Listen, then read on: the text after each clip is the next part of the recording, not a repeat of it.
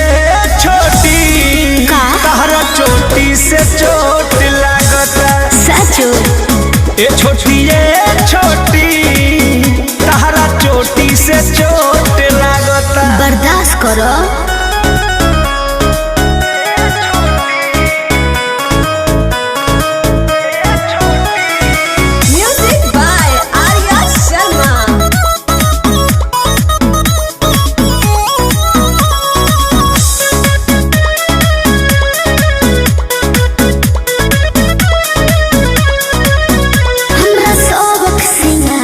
बेकार करला कहियो टूट के ना हम पे परहार करला काहे हो। अरे पगली क्या कहत रे बुझा गोरी सटला या खटला से गल गईनी तोहर देखी सूरतिया फिसल गईनी। अब तो कमर के नीचे भी उठला गता का ये छोटी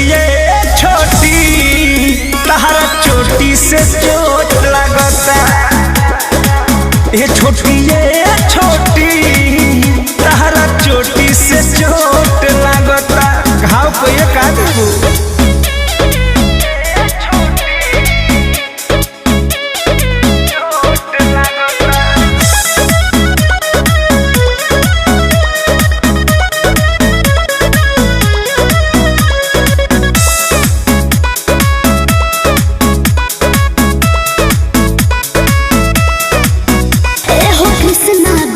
दिया प्रमोद जी प्यार करो नहीं तो होई विरोध जी।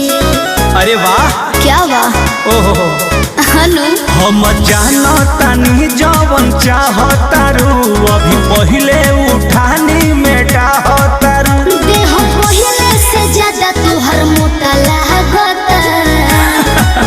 छोटी जी ए छोटी तहरा चोटी से चोट लगता।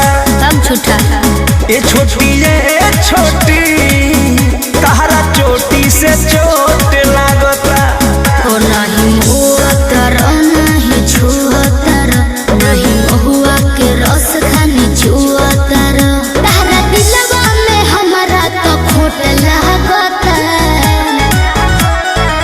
ये छोटी